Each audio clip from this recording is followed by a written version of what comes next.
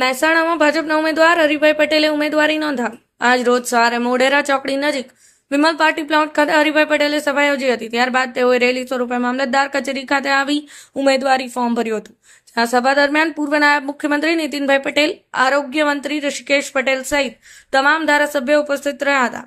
જ્યાં મોઢેરા ચોકડીથી ભમરિયા નાળા થઈ કુવારા થઈ રેલી મહેસાણા કલેક્ટર કચેરી આવી હતી। જ્યાં હરિભાઈની સાથે પૂર્વ નાયબ મુખ્યમંત્રી નીતિનભાઈ પટેલ, પૂર્વ ગૃહમંત્રી રજની પટેલ ઉપસ્થિત રહ્યા હતા। હરિભાઈએ જણાવ્યું હતું કે મહેસાણાની જનતાના આશીર્વાદ તેમજ મહેસાણામાં ઉત્સવનું વાતાવરણ છે। પ્રજાના આશીર્વાદથી આજે ફોર્મ ભર્યું છે। જંગી બહુમતીથી જીત મેળવીશ। 5 લાખથી વધારે લીડ સાથે જીત હાંસલ કરીશું। કનકસિંહ રાજપૂત, પાટણ ન્યૂઝ 24, મહેસાણા।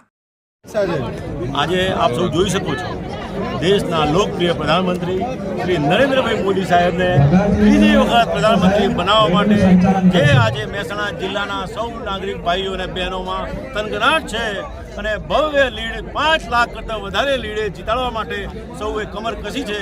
અને આજે અમારા ઉમેદવાર શ્રી હરિભાઈ પટેલનું ફોર્મ ભરવા અત્યારે સૌ જઈ રહ્યા છે। કેવી આપણી હવે આગળની રણનીતિ રહેશે?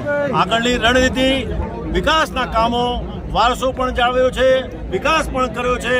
આ વિકાસથી લોકો જોઈ રહ્યા છે કે દેશનું શાસન, સીમાઓની સુરક્ષા અને નરેન્દ્રભાઈને ત્રીજી વખત પ્રધાનમંત્રી બનાવવા માટે લોકો સ્વયંભૂ આજે મતદાન કરવા માટે પ્રેરાઈ રહ્યા છે। લોકસભાના પ્રભારી માનની શ્રી સંજયભાઈ દેસાઈ, લોકસભાના સંયોજક બેન શ્રી જયશ્રીબેન અને આપણા સાંસદ બેન શ્રી શારદાબેન, જિલ્લા પ્રભારી ગાંધીનગર અને